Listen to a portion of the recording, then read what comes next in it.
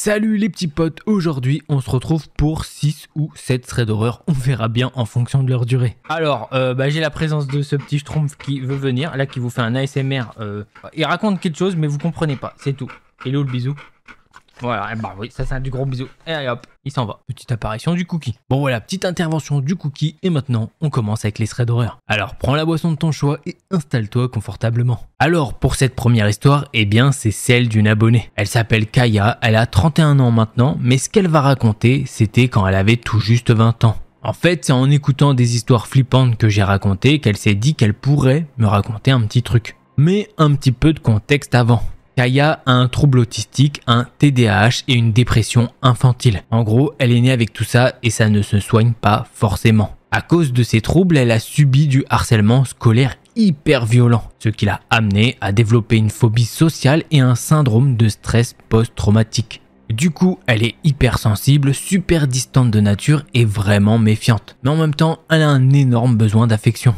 Elle est super timide, pleure facilement, mais par contre, elle se met rarement en colère. Quand elle se fâche, par contre, elle balance direct, quitte à regretter après. Le problème, c'est que son besoin d'affection est toujours bloqué dans ses interactions avec les gens. Donc c'est hyper dur pour elle d'être sociable et surtout de trouver sa moitié. En plus, elle ne se trouve pas vraiment attirante et elle est plutôt corpulente. Sur les conseils d'une de ses rares amies qui avait trouvé son copain là-dessus, elle s'est inscrite sur un site de rencontre. Adopte. Tu vois ce que je veux dire? Pour être clair et éviter les mecs pas sérieux, elle a direct parlé de ses troubles et de ses soucis sociaux dans sa description. Elle se disait que si quelqu'un voulait être avec elle, c'était la première chose à savoir. Elle a aussi mis quelques photos naturelles où elle n'était pas au top, histoire qu'il sache à quoi s'attendre. Elle a reçu quelques messages de gars qui ne lui plaisaient pas trop et qui clairement n'avaient même pas pris la peine de lire sa description vu leurs questions. Mais il y en a un qui sortait du lot et avec qui elle a commencé à parler. Elle ne se souvient plus trop comment il l'avait abordé, mais il avait fait une petite blague, pas méchante, plutôt quelque chose qui l'avait fait rire, sur ses conditions de santé ou quoi. Ils ont continué pendant quelques semaines avant qu'il propose de se voir. Le gars habitait loin et elle n'avait pas encore son permis. Elle a essayé de lui dire qu'elle ne valait pas vraiment la peine qu'il fasse 2 heures de route, mais il a insisté, donc ils ont fixé une date. Sur le coup, elle s'est dit que s'il était prêt à faire 2 heures de route juste pour la voir, c'était peut-être le bon. Le jour du rendez-vous, elle a fait de son mieux pour être jolie, enfin autant que possible. Et heureusement, elle vivait pas loin du centre-ville, là où il voulait l'inviter au resto. Alors, je préfère le dire au cas où, même si ça me semble logique, je reprends juste ses paroles, en disant elle a fait de son mieux pour être jolie, etc. Je reprends juste ses paroles,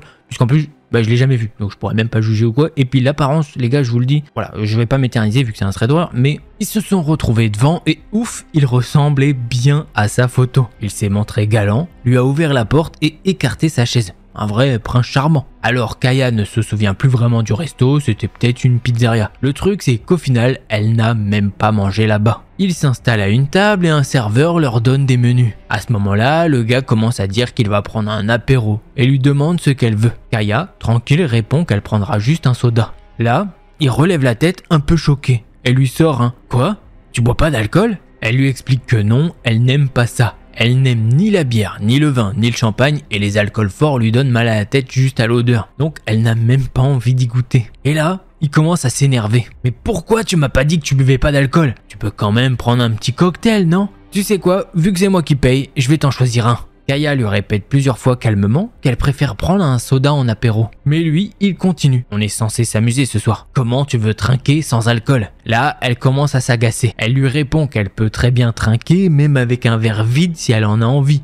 Mais le gars continue de la saouler. Il insiste. Elle en a ras-le-bol, elle attrape son sac et se lève. Lui aussi se lève, essayant de la retenir, allant même jusqu'à lui attraper le bras. Mais Kaya l'évite et se dirige vers la sortie. Le gars la suit en continuant à râler. Elle se souvient qu'il a balancé quelque chose du genre « Putain, j'ai fait 2 heures de route pour toi et tu vas me laisser là ?» À ce moment-là, tout le monde les regardait. Les clients, les serveurs, même le cuistot a passé la tête pour voir ce qui se passait. Mais là, Kaya, qui d'habitude est super timide, est tellement énervée que ça ne la gêne même pas. Elle lui balance sans crier mais suffisamment fort pour que tout le resto l'entende que c'est lui qui a insisté pour faire ces 2 heures de route et que si c'était juste pour la forcer à boire de l'alcool, c'est super louche. Le gars finit par lui attraper le bras pour essayer de la ramener vers lui. Kaya, elle a envie de le frapper, Mais avant qu'elle ne fasse quoi que ce soit, un autre client se lève et attrape le gars par le col. Tout allait super vite. Kaya est restée plantée là, comme une idiote, à regarder la scène. Le client qui a intervenu était à peu près dans son âge, avec un look de motard, veste en cuir, tatouage et un casque posé sur sa table. Il était bien plus grand que le gars, qui pourtant n'était pas petit. Le motard, Adrien, dit au gars de se calmer et de laisser Kaya tranquille. Et si elle a dit non, il n'a pas à insister. Son date s'est barré aussi sec dès que le motard l'a lâché. Adrien, après ça, demande à Kaya si tout va bien et propose même qu'elle vienne à sa table pour se détendre et vérifier que l'autre ne l'attend pas dehors. Kaya hésite un peu mais finit par accepter. Au début, c'était un peu gênant, mais il brise vite la glace en remarquant un porte-clés sur son sac qui vient d'un jeu vidéo qu'il adore également. Du coup, ils ont bien discuté pendant le repas. Ensuite, Adrien a préféré raccompagner Kaya chez elle, juste pour s'assurer qu'elle rentre en sécurité. Avant de se séparer, ils ont échangé leurs numéros. Aujourd'hui, Kaya et Adrien sont mariés depuis 2 ans, et elle est même enceinte en ce moment. Quant à l'autre gars, elle ne l'a jamais revu. Elle l'a signalé et bloqué sur le site de rencontre avant de supprimer son compte pour de bon. Maintenant, elle n'a plus besoin d'aller sur ces sites, mais elle voudrait dire à tout le monde de faire attention. Si quelqu'un insiste pour que vous buviez, c'est qu'il y a forcément un truc pas net. Et voilà, c'est comme ça que se termine ce thread d'horreur, et c'est clairement la conclusion que je lui ai faite. S'il y a un mec qui veut que tu bois de l'alcool, c'est chelou. Il y a un date, tu bois pas d'alcool, et que tu bois pas d'alcool, tu fais ce que tu veux. Tu veux boire un petit truc d'une marque célèbre, clic-clac-clouc, tu bois ce que tu veux. Parce que pour moi, clairement, le mec, alors soit il voulait se dire vas-y, elle va être bourrée, comme ça je pourrais un peu profiter d'elle, ou clairement, parce que dans l'alcool, tu peux peut-être plus facilement faire passer certains médicaments. Tu vois ce que je veux dire? En tout cas, un grand merci à toi de nous avoir partagé ton histoire. D'ailleurs, je le rappelle, si vous aussi vous voulez partager une histoire, c'est sur delcorstory@gmail.com. Allez, on passe à la prochaine histoire. Et d'ailleurs, bravo pour le petit bébé qui arrive quand même, entre Kaya et Adrien. Donc très cool.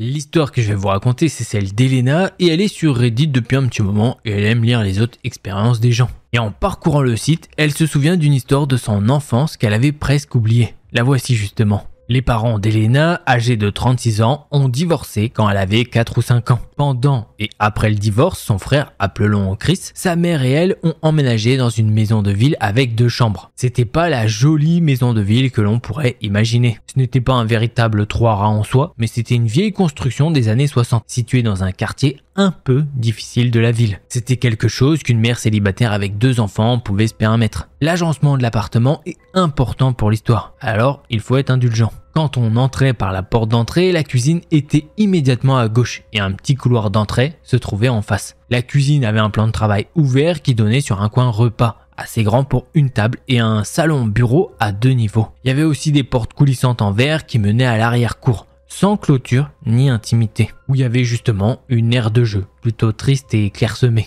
Dans le couloir à droite se trouvait un escalier menant aux chambres de la mère d'Elena et de son frère. Un jour après l'école, Chris et Elena jouaient dans l'arrière-cour sur l'aire de jeu, occupés à faire leur truc d'enfant, lorsqu'enfin leur mère leur dit qu'elle voulait aller vérifier le courrier. Les boîtes aux lettres des appartements se trouvaient à l'entrée principale, située à l'opposé du complexe par rapport à eux. Naturellement, Elena avait 5 ans et Chris 9 ans, et leur mère ne voulait pas les laisser seuls, surtout qu'il faisait presque nuit. Ils sont donc rentrés et se sont préparés à partir. En sortant, leur mère a demandé à Chris s'il avait bien fermé et verrouillé la porte coulissante en verre. Chris a alors affirmé que oui. Ils reviennent de l'endroit où sont posées les boîtes aux lettres et la mère a parlé à quelqu'un pendant quelques minutes. Du coup, après environ 15-20 minutes, ils rentrent à la maison. La mère d'Elena déverrouille la porte de l'appartement et Elena s'attarde un moment dans la voiture. Puisque oui, les Américains, même pour faire 100 mètres, ils prennent leur voiture. Bon voilà, c'est comme ça. Chris, ne remarquant pas qu'elle n'était pas encore entrée, aperçoit dans les escaliers menant aux chambres les pieds de quelqu'un disparaître en haut du palier, comme si quelqu'un se cachait. Pensant qu'il s'agissait d'Elena, il a rien trouvé de bizarre. Chris va dans la cuisine, tandis qu'Elena monte directement dans leur chambre pour se préparer pour le bain ou alors le lit. Leur mère s'installe à la table de la salle à manger, près du salon, à 2 niveaux en bas. Alors qu'Elena n'a aucune idée de ce qui se passe en se préparant, Chris, depuis en bas, continue d'entendre des pas dans la chambre de leur mère. À cette époque, Elena avait une mauvaise habitude, celle de fouiller dans les affaires des autres, par simple curiosité, sans mauvaise intention. Chris, pensant qu'elle est en train de fouiller dans les bijoux de leur mère, monte à l'étage pour la surprendre en flagrant délit et la dénoncer. Il monte en courant, traverse le couloir jusqu'à la chambre de sa mère et se jette sur le lit. Quand il lève les yeux, il voit un homme grand et mince portant un masque d'Halloween vert vif en forme de gobelin et tenant un grand couteau qu'il avait pris dans la cuisine. Chris reste figé de stupeur tandis que l'homme au masque lève un doigt pour lui intimer de se taire. En réaction, Chris hurle de toutes ses forces pour appeler leur mère. Elena, qui n'a toujours pas conscience de ce qui se passe, met sa chemise de nuit surdimensionnée et descend pour prendre un verre de lait avant de se coucher. Lorsque Chris hurle, l'homme descend précipitamment et tombe sur leur mère qui réagit immédiatement. Le matériel de baseball étant dans le salon, leur mère attrape une batte et se bat avec l'intrus, tandis qu'il la frappe avec le couteau. Elena, qui elle n'avait aucune idée de toute cette situation, descend dans la cuisine, tire un escabeau pour se servir du lait. C'est à ce moment-là qu'elle voit par-dessus le bar l'homme pousser sa mère dans le salon à 2 niveaux, où elle tombe sur le lit. Elle balance alors la batte dans tous les sens, essayant de toucher l'agresseur, et enfin, elle finit par y parvenir. Elena reste figée, observant la scène, trop jeune pour comprendre pleinement ce qu'elle voit. Finalement, l'homme court vers la porte d'entrée, située à côté de la cuisine. Elena, toujours en train de verser son verre de lait,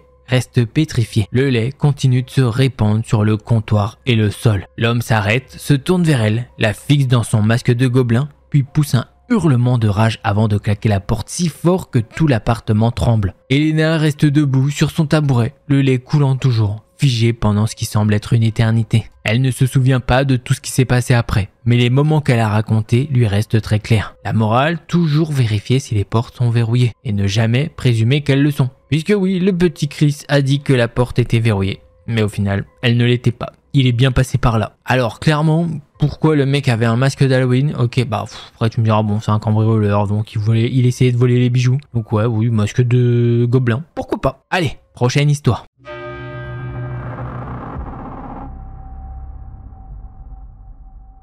Alors, pour cette histoire, je décide de vous la faire à la première personne. Salut tout le monde, je vais vous raconter un truc qui m'est arrivé cet été et je vous jure que ça m'a foutu une trouille de malade. Alors accrochez-vous bien parce que ça va être un petit peu long. Donc voilà, cet été, j'ai décidé d'aller camper tout seul dans une forêt isolée. Je sais, c'est pas la meilleure idée pour quelqu'un qui se fait facilement des films, mais j'avais besoin de me retrouver avec moi-même, de décompresser loin du monde. J'ai trouvé un coin sur une application de camping sauvage qui avait l'air parfait, tranquille, loin de tout, avec une belle vue et pas de voisins bruyants. En gros, le paradis pour se couper du stress quotidien. Je suis arrivé sur place en fin d'après-midi. J'ai monté ma tente, préparé un feu de camp et je me suis installé pour la soirée. Le soleil se couchait lentement et la forêt commençait à se plonger dans l'obscurité. C'était vraiment tranquille, trop tranquille. Il n'y avait pas un bruit, pas même le chant des oiseaux. J'ai trouvé ça un peu bizarre, mais je me suis dit que c'était peut-être la sérénité de la nature. Après avoir mangé, je me suis assis autour du feu et j'ai regardé les flammes, histoire de me détendre. C'est là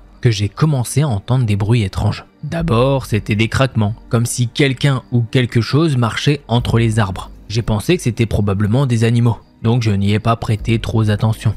Mais plus la nuit avançait, plus les bruits devenaient persistants. Des craquements réguliers, presque comme des pas, mais ils semblaient tourner autour du camp. J'ai essayé d'allumer ma lampe de poche, mais la batterie était presque morte. Je me suis dit que c'était peut-être un autre campeur ou un randonneur qui se perdait. Alors j'ai décidé d'aller vérifier, histoire de ne pas passer la nuit à me demander ce que c'était. Je me suis enfoncé un peu dans les bois avec ma lampe de poche. Plus j'avançais, plus l'atmosphère devenait bizarre. Les arbres semblaient se resserrer autour de moi et le sol était étrangement boueux. J'avais l'impression que quelqu'un ou quelque chose me suivait, mais chaque fois que je me retournais, il n'y avait rien, juste l'obscurité. Soudain, j'ai vu quelque chose qui m'a fait stopper net, une silhouette floue entre les arbres. Je n'ai pas pu distinguer de détails, mais c'était clairement une forme humaine, à peine visible dans l'obscurité. Mon cœur a commencé à battre la chamade et j'ai décidé de faire demi-tour rapidement. Je n'ai pas attendu de voir si la silhouette bougeait ou non. Je suis retourné à ma tente aussi vite que possible. Quand je suis arrivé à mon camp, j'ai remarqué quelque chose d'encore plus flippant. Ma tente avait été défaite, les cordes étaient détachées et le sac de couchage était éparpillé. Je me suis senti extrêmement vulnérable. Je suis resté éveillé toute la nuit, allongé dans mon sac de couchage en écoutant chaque bruit, chaque craquement. Je ne sais pas ce que c'était cette nuit-là. Peut-être que c'était juste mon imagination qui me jouait des tours. Ou peut-être que je suis tombé sur quelque chose de bien plus sinistre. Quoi qu'il en soit, je ne retournerai jamais camper dans cette forêt. Si quelqu'un a une histoire similaire ou sait ce qui pourrait être responsable de ces bruits, je suis preneur. À plus et faites attention à où vous campez. Ah, j'avoue que j'ai jamais fait de camping, mais avec toutes ces histoires, c'est vraiment une dinguerie. Tu te dis, t'es vraiment au milieu des bois, y a pas de civilisation, normalement, etc. T'es censé te couper du monde. Donc, tu as trouvé ce que tu voulais, hein. Mais par contre, c'est la porte à tous les mecs chelous. Allez, prochain thread d'horreur.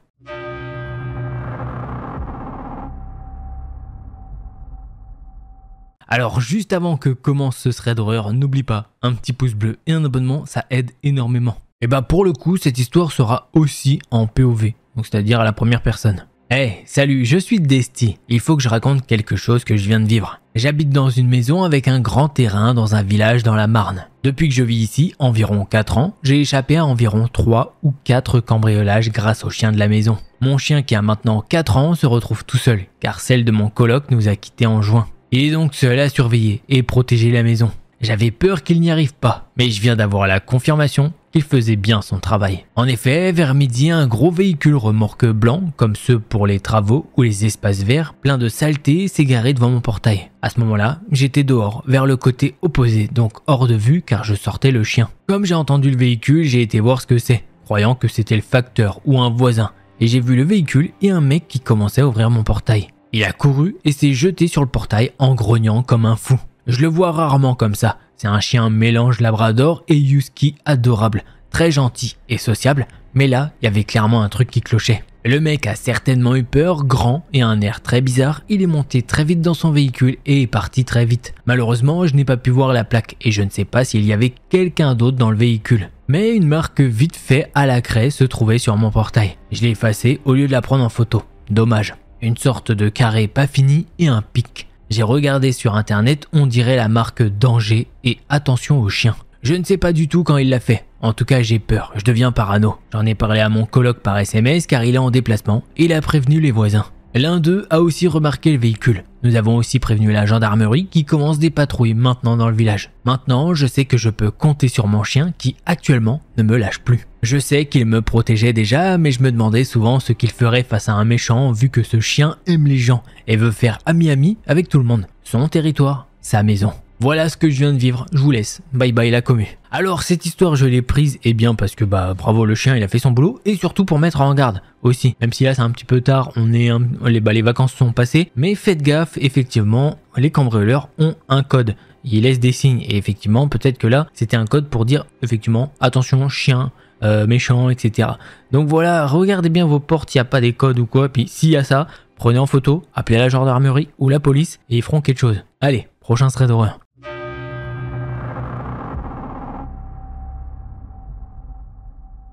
L'histoire que je vais vous partager, c'est celle de Yamato. C'est l'une des nombreuses histoires qu'elle a vécues en travaillant de nuit dans une laverie automatique située dans un quartier mal fréquenté. Et celle-ci est sans doute la plus effrayante. Pour mettre les choses en contexte, sa mère a accepté un emploi dans une laverie automatique locale des années auparavant, car elle connaissait le propriétaire et avait besoin d'un peu d'argent supplémentaire. Yamato avait environ 10 ans à l'époque où sa mère a décroché ce poste, et cette dernière lui permettait de l'accompagner pour lui donner un peu d'argent de poche en échange de petites tâches. Au fil des années, Yamato l'a accompagnée presque tous les soirs. En grandissant, elle y allait surtout pour s'assurer que sa mère était en sécurité, car elle s'inquiétait pour elle. La laverie attirait souvent des clients ivres ou drogués, et ils ont dû appeler la police à plusieurs reprises. Sa mère s'inquiétait toujours de la voir venir, mais Yamato insistait.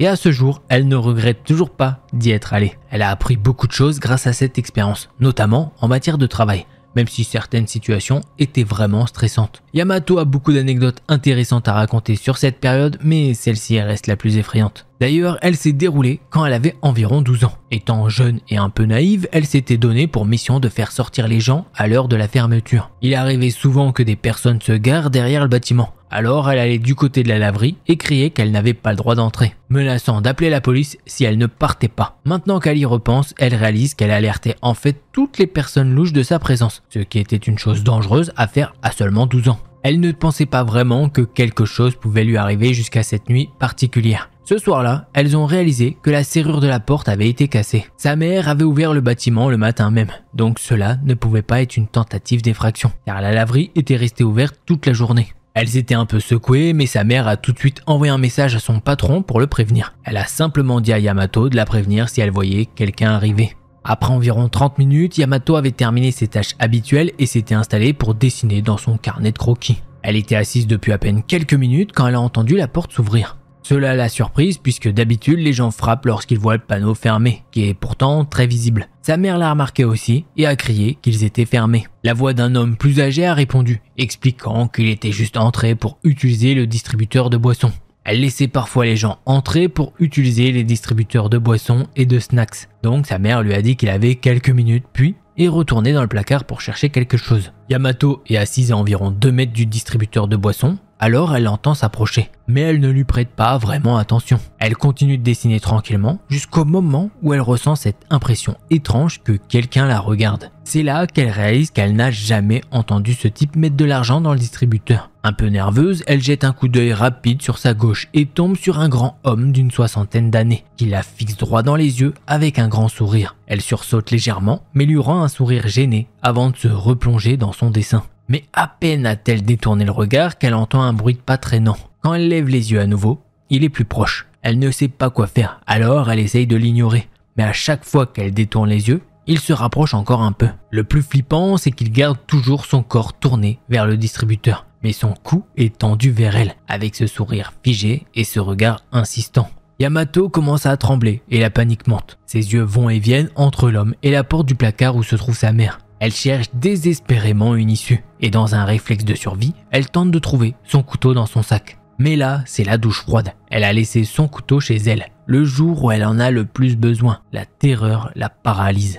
Malgré ça, elle décide de le fixer droit dans les yeux, même si elle tremble comme une feuille. Après ce qui lui semble être une éternité, l'homme finit par rompre le contact visuel. D'un coup, il crie à sa mère de passer une bonne nuit, se retourne et sort de la laverie. Un immense soulagement envahit Yamato et elle essaye tant bien que mal de se calmer après cet épisode angoissant. Elle pense que c'est enfin terminé. Elle se lève pour aller s'asperger le visage d'eau quand enfin elle le voit, installé sur le banc à l'extérieur. La panique revient encore plus forte et elle fonce se cacher dans le placard. Tremblante, elle raconte tout à sa mère qui lui dit de courir jusqu'à la voiture pendant qu'elle se place entre lui et elle, prête à utiliser du gaz lacrymogène si besoin. Yamato fait ce qu'on lui dit, elle court vers la voiture mais en passant devant l'homme, il se lève et commence à marcher vers elle. Sa mère crie pour qu'il s'éloigne de la voiture et sa réaction, il essaye de lancer une conversation sur la marque et le modèle de la voiture, tout en fixant Yamato dans les yeux. Sa mère l'ignore, saute dans la voiture, verrouille les portes et démarre en marche arrière aussi vite que possible. Yamato, recroquevillé sur son siège, continue de le voir là, debout, même quand il s'éloigne. Juste avant qu'il ne disparaisse, il lève la main et lui fait un signe de revoir, avant de contourner le bâtiment et de s'effacer dans l'obscurité. Elle se sent mal, elle ne dormira pas cette nuit-là et ne remettra plus jamais les pieds près de l'arrière du bâtiment. Voilà, c'est comme ça que se termine ce thread d'horreur. Allez, on passe au prochain thread d'horreur.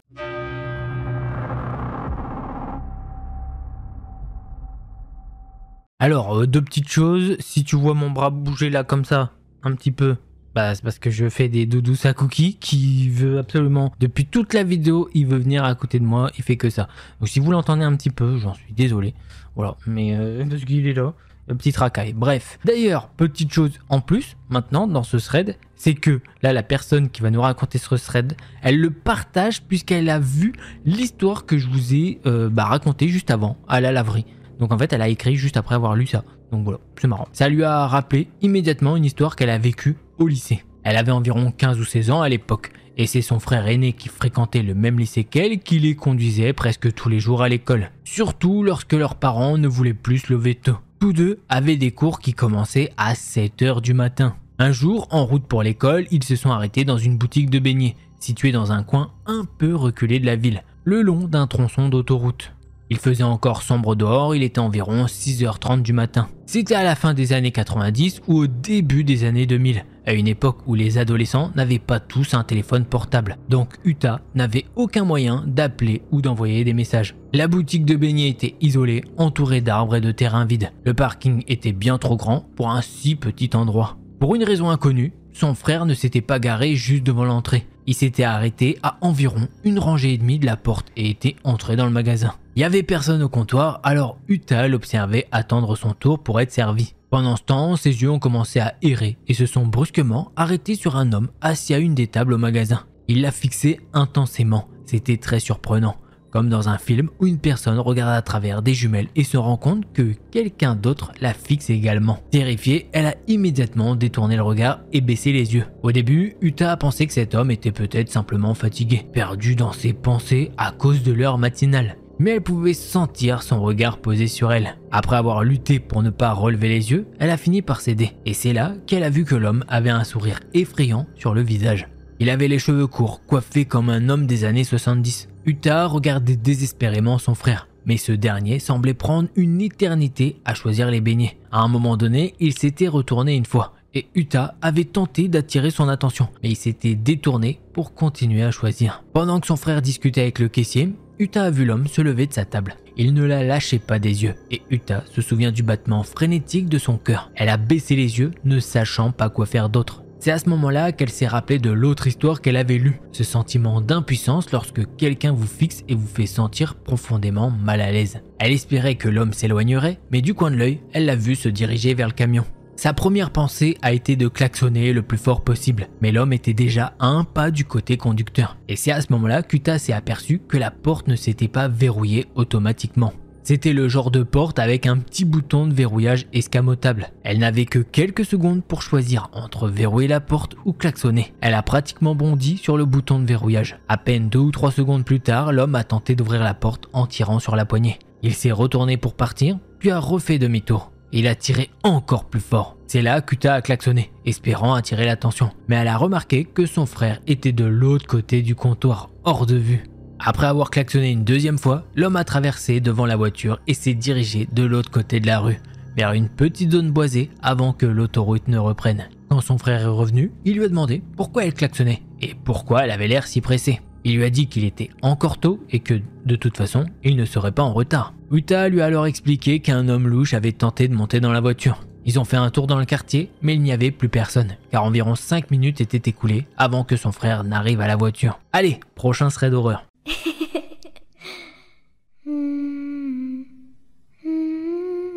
Alors voilà ce qui est arrivé à Estelle il y a 3 mois. Et franchement, c'est un truc de dingue. Elle a 16 ans et habite dans un minuscule village, genre vraiment tout petit. Chaque matin, elle sortait dans son jardin pour boire son café tout en regardant le lever du soleil. Un moment chill qu'elle adorait. Puis un jour, il y a ce type qui passe devant chez elle. Il avait les cheveux châtains, un peu sales et son visage aussi était sale. Il lui a fait un signe et bien sûr, elle ne voulait pas être impolie. Alors, elle a répondu par un signe, un peu gênée, mais bon, elle l'a fait. Ça a continué comme ça pendant environ 3 semaines. Chaque matin, elle le voyait passer et il se faisait un petit signe, comme une sorte de routine bizarre. Puis un après-midi, elle était dehors en train de jouer avec ses chiens, tranquille, et là, bam, elle le voit. Le mec était juste là, planté à la regarder. C'était super chelou. Elle lui a fait un signe, comme d'hab, mais elle ne l'avait jamais vu à cette heure-là, donc ça l'a un peu perturbé. Lui, il lui a fait signe et il s'est barré. Franchement, elle n'a pas trop capté, elle était un peu naïve à ce moment-là. Mais le pire est arrivé ce matin-là. Elle ne pourra jamais l'oublier. Elle était assise dehors comme d'habitude. Et le gars passe encore. Elle lui fait signe, mais là, il fait un truc complètement flippant. Il s'approche de son portail, Estelle se fiche direct, elle ne sait plus quoi faire. Le mec commence à lui parler, à raconter des trucs, et elle se lève doucement en mode super stressé. Le type lui dit de ne pas bouger, et elle, complètement bête, elle attend. Ses chiens, eux, ils commencent à aboyer comme des fous. Et lui, tout agité, il sort un truc du genre. Tes chiens, ils sont vraiment méchants. Quand j'ai voulu entrer, ils ont essayé de me mordre. Là, Estelle, elle a juste envie de pleurer. Elle est pétrifiée. Et là, attention, le moment où tu captes que ce mec est un petit peu dérangé, il sort un truc de sa poche et tu devineras jamais ce que c'était. Un rat. Un rat mort. Estelle n'a pas réfléchi une seconde, elle a pris ses jambes à son cou et s'est barrée aussi vite qu'elle pouvait. Depuis, elle ne sort plus jamais à ce moment-là de la journée. Ce mec était carrément flippant. Voilà, elle ne veut plus jamais croiser sa route. Voilà, j'espère que vous avez kiffé tous ces petits threads d'horreur pour une vidéo bonus d'ailleurs, donc si tu veux mettre un petit commentaire pour le référencement, ça fait toujours plaisir. Voilà. Si tu veux un petit pouce bleu si tu as kiffé la vidéo et si tu n'étais pas abonné, je t'invite à le faire tout de suite. Si tu en veux plus, je t'invite aussi à cliquer sur l'une de ces 2 vidéos là. Allez, c'était Delcor, en attendant la prochaine vidéo, portez-vous bien, tous les petits potes.